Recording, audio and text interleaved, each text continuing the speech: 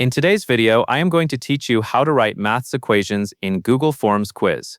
Start by opening your Google form. You will be on the editing screen of a form where you can build questions and sections for your quiz. In this example, we are working with a form that already has multiple sections set up. To move forward through the form, click the option that says Continue to Next Section.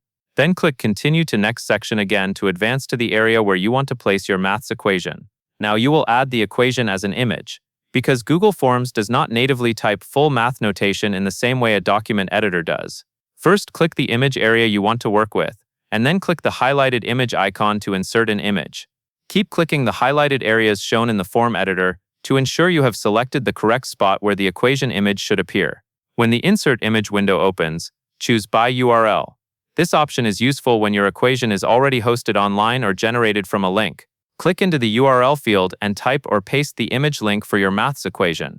Take your time here and make sure the link points directly to an image file so it loads correctly in the form. Next, click Insert Image. Google Forms will place that equation image into your question or section.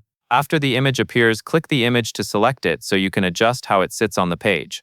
Click the Alignment option and choose Center Align. Centering is a simple tip that makes equations easier to read and keeps your quiz looking clean and consistent, especially when students view it on smaller screens.